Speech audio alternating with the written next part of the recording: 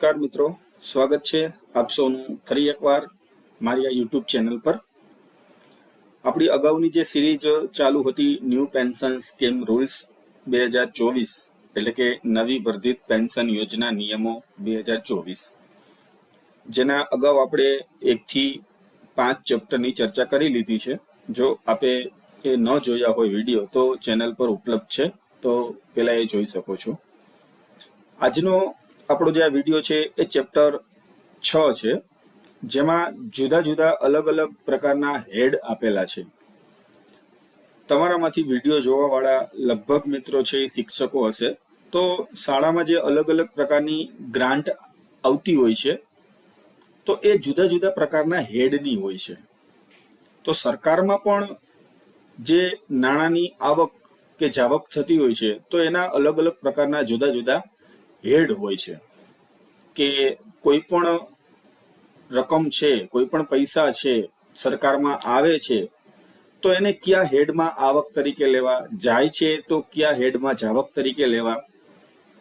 તો આપણી જે આ એનપીએસ સિસ્ટમ છે, યોજના જે છે, તો એમાં જે અલગ અલગ પ્રકારનો કર્મચારી જે ફાળો કપાવે છે, ત્યારબાદ સામે સરકાર પણ ફાળો આપે છે.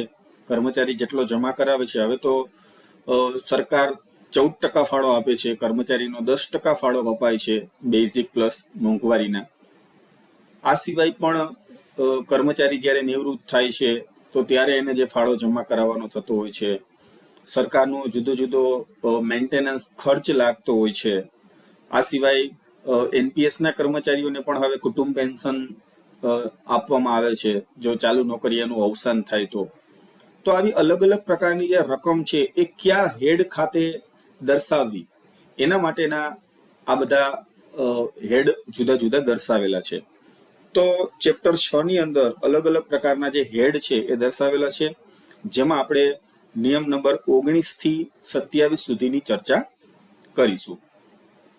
આ જે વિડીયો છે એમાં લગભગ લખાણ છે એ અંગ્રેજીમાં લખેલું હશે, પણ હું તમને ગુજરાતીમાં સમજાવતો જઈશ. એના માટે આના પછીની એક સ્લાઇડ તમે આ જોઈ લ્યો, આ ખાલી સમજી લ્યો કે મેજર હેડ એટલે શું થાય. તો મુખ્ય સદર થશે. સબ મેજર હેડ એટલે પેટા મુખ્ય સદર થશે. માઇનોર હેડ એટલે ગૌણ સદર થશે, અને સબ હેડ એટલે પેટા સદર થશે. આ રીતે 4 પ્રકારના શબ્દો છે એ હેડ માટે વપરાશે. મેજર હેડ એટલે મુખ્ય સદર, સબ મેજર હેડ એટલે પેટા મુખ્ય સદર, માઇનર હેડ એટલે ગૌણ સદર, અને સબ હેડ એટલે પેટા સદર. તો આટલી વસ્તુ તમે યાદ રાખશો તો આગળ તમને સમજવામાં સરળતા રહેશે. 19 છે, head of accounts for employ government organisation. એટલે કે કર્મચારી અને જે સરકારી સંસ્થા છે તો એમનો જે ફાળો છે એ કયા સદરે જમા થશે. કર્મચારી પોતાના પગારમાંથી 10% ફાળો જે કપાવે છે તો એ કયા સદરે જમા થશે. તો રૂલ્સ 19 નો પેટા રૂલ્સ 1 છે કે હેડ ઓફ એમ્પ્લોઈઝ સબસ્ક્રિપ્શન. જે કર્મચારી પોતાનો ફાળો કપાવે છે તો એ કયા સદરે જમા થશે. તો એના માટેનો મેજર હેડ જે છે એ 8342 છે. એનું ડિસ્ક્રિપ્શન જોઈએ તો અધર ડિપોઝિટ્સ છે. સબ મેજર હેડ નથી અહીંયા. માઇનોર હેડ એટલે કે ગૌણ સદર છે એ 117 છે. Defined contribution pension scheme for government employees એટલે કે જે સરકારી કર્મચારીઓ છે એના માટેનો જે ફાળો કપાય છે, જે કર્મચારી કપાવે છે, તો એના માટેનો જે ગૌણ સદર છે એ 117 છે. પેટા સદર જોઈએ સબ હેડ તો એ 01 છે, જેમાં employees contribution under defined contribution pension scheme tier 1. મિત્રો, આપમાંથી ઘણા બધાને જો કદાચ ખબર ન હોય તો કહી દઉં કે આપણી જે એનપીએસ યોજના છે એમાં 2 પ્રકારે કર્મચારી ફાળો કપાવી શકે છે. એક ટાયર 1 માં અને બીજું છે એ ટાયર 2 માં. પરંતુ ટાયર 2 છે એ હજી સુધી શરૂ થયેલું નથી. માટે અહીંયા જે વાત કરવામાં આવે છે એ ટાયર 1 ની વાત થાય છે. ટાયર 2 માં પણ કર્મચારી જ્યારે શરૂ થશે ત્યારે ફાળો અલગથી કપાવી શકશે.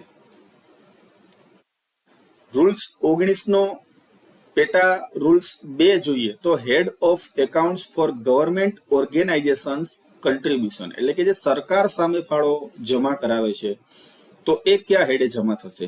તો એમાં મેજર હેડ છે એ પણ 83-42 રહેશે, સબ મેજર હેડ 00 રહેશે, માઇનર હેડ 117 રહેશે. મતલબ કે ઉપરના 3 છે એ આગળ જે હતા એના સેમ ટુ સેમ રહેશે.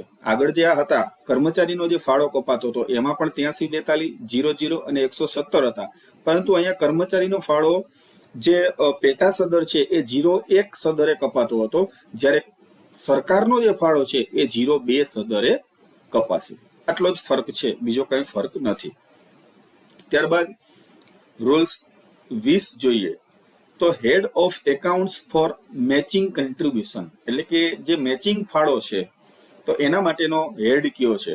તો એનો મુખ્ય સદર જોઈએ તો 2071 છે, જેમાં pension and other retirement benefits એટલે કે પેન્શન અથવા તો નિવૃત્તિ બાદ જે અલગ અલગ પ્રકારના જે બેનિફિટ આપવામાં આવે છે તો એની વાત છે.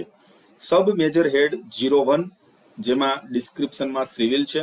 માઇનર હેડ 117 છે, government contribution for defined contribution pension scheme એટલે કે જે એનપીએસ યોજના છે એની વાત છે.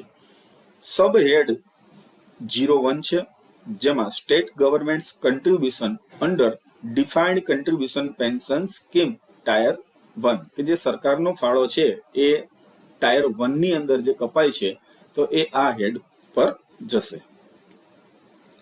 નિયમ 21 જોઈએ head of accounts for death cum gratuity એટલે કે મૃત્યુ સહ ગ્રેજ્યુએટી જે ચૂકવાય છે કર્મચારીને તો એના માટેનો મુખ્ય સદર છે 83-42 છે.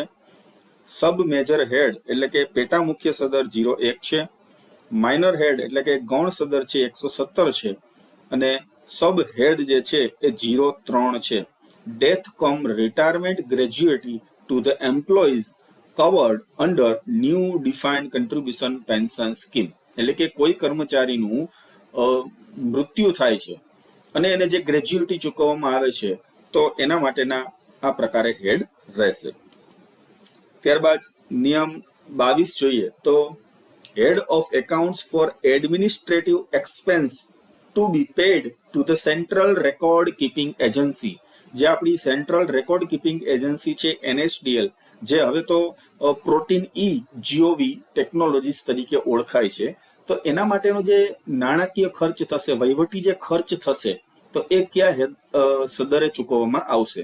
તો મેજર હેડ છે એ 83-42 છે, સબ મેજર હેડ 00 છે, માઇનર હેડ છે એ 800 છે એટલે કે અધર એક્સપેન્ડિચરની વાત થાય છે અને સબ હેડ જે છે એ administrative charges for defined contribution pension scheme જે વધારાનો ખર્ચ થાય છે નાણાકીય વહીવટી જે ખર્ચ થાય છે તો એના માટેના આ પ્રકારે હેડ રહેશે.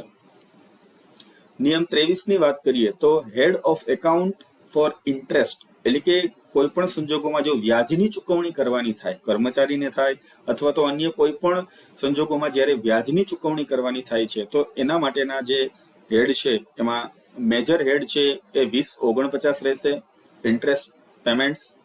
સબ મેજર હેડ છે 03 રહેશે એટલે કે interest on small savings, provident funds etcetera.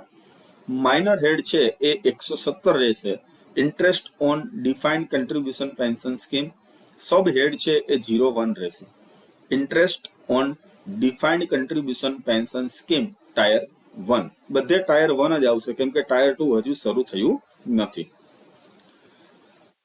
નિયમ 24 જોઈએ head of account for the benefits of family pension under NPS. આપણે જાણીએ છીએ મિત્રો કે NPS ના જે કર્મચારીઓ છે એમને પણ કુટુંબ પેન્શનનો લાભ આપવામાં આવેલો છે. જો ચાલુ નોકરીએ NPS ના કર્મચારીનું અવસાન થાય તો એમને કુટુંબ પેન્શન આપવામાં આવે છે. તો આ કુટુંબ પેન્શન આપવાની પરિસ્થિતિ આવે તો તેનો ખર્ચ કયા સદરે કરવામાં આવશે? તો મેજર હેડ છે 2071 આવશે, સબ મેજર હેડ 01 આવશે, માઇનર હેડ 117 આવશે અને સબ હેડ છે 04 એટલે કે NPS ફેમિલી પેન્શન. નિયમ 25 જોઈએ head of accounts for benefits of disability pension under NPS. NPS ના જે કર્મચારીઓ છે એમને અશક્તતા પેન્શન આપવામાં આવે છે એટલે કે કર્મચારી ચાલુ નોકરીએ કોઈ એવી જોખમી કામગીરી કરતા કરતા અશક્ત બની જાય છે કે જેમને હવે વધુ સમય નોકરીમાં રાખી શકાય એમ નથી, તો એમને અશક્તતા પેન્શન પર ઉતારી દેવામાં આવે છે. તો ત્યારે તેમને જે પેન્શન મળે છે એના માટેના જે જુદા જુદા હેડ છે એ મેજર હેડ જોઈએ તો 2071 છે, સબ મેજર હેડ 01 છે, માઇનર હેડ 117 છે અને સબ હેડ જે છે એ 05 એટલે કે NPS disability pension. Rules 26 head of accounts for gratuity under NPS. આગળ આપણે જે વાત કરી એ મૃત્યુસહ ગ્રેજ્યુએટી હતી, અહીંયા ફક્ત ગ્રેજ્યુએટીની વાત છે. મેજર હેડ 2071 છે, સબ મેજર હેડ 00 છે, માઇનર હેડ છે 117 છે અને સબ હેડ છે 06 એટલે કે એનપીએસ ગ્રેજ્યુએટી છે.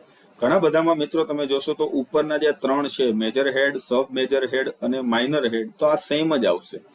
ફક્ત સબ હેડ જે છે એટલે કે પેટા સદર છે એમાં જ ફેરફાર થતો હોય છે. તો આપના માટે યાદ રાખવા સરળ રહેતા હોય છે. ઘણી વખત પરીક્ષામાં આ સદર છે એ પણ પૂછી શકતા હોય, જેમ કે કર્મચારીનો ફાળો છે એ કયા સદરે જમા થશે, સરકારનો ફાળો છે એ કયા સદરે જમા થશે. તો આવા મુખ્ય છે એ પ્રશ્નો પૂછી શકાય છે. આજનો છેલ્લો રૂલ્સ જોઈએ, રૂલ્સ 27. તો head of accounts for amount refundable in respect of employees contribution to family pension and disability pension under NPS. આપણે આગળ વાત કરી કે કર્મચારી છે એમને કુટુંબ પેન્શન પણ આપવામાં આવે છે અને અશક્તતા પેન્શન પણ આપવામાં આવે છે. તો જ્યારે કર્મચારીને જે પોતાનો જે ફાળો છે એ જ્યારે પાછો આપવામાં આવે છે તો ફેમિલી પેન્શન અન્વયે અથવા તો જે અશક્તતા પેન્શન અન્વયે જે કર્મચારીને પાછો રિફંડ આપવામાં આવે છે એમનો ફાળો, તો એ કયા હેડે ઉધારવામાં આવશે? તો મેજર હેડ છે 8342 છે, સબ મેજર હેડ છે એ 00 છે, માઇનર હેડ છે 117 છે અને સબ હેડ એટલે કે પેટા સદર જે છે એ 03 છે. એટલે કે amount refundable in respect of employees contribution to family pension disability pension under new defined contribution pension scheme. તો જે અલગ અલગ પ્રકારના હેડ હતા એમની વાત આપણે આ વિડીયોની અંદર કરેલી છે. ફરી પાછા ટૂંક સમયમાં આપણે નવા વિડીયો સાથે મળીશું. ત્યાં સુધી તમને જો આ વિડીયો ગમે તો વિડીયોને લાઈક કરો, તમારા મિત્રો સાથે શેર કરો. તમે હવે પછી કેવા પ્રકારના વિડીયો ઈચ્છો છો તો એની પણ કોમેન્ટમાં ચર્ચા કરો. કોઈ પણ પ્રકારનો સુધારો ઈચ્છતા હોય તો એની પણ કોમેન્ટને અંદર લખીને જણાવો, જેથી કરીને એ સુધારો કરી શકાય અથવા તો કોઈ પણ અન્ય ટોપિક ઉપર વિડીયો બનાવી શકાય. તો મળીએ ફરી પાછા નવા એક વિડીયો સાથે. ત્યાં સુધી આવજો. જય હિન્દ, જય ભારત.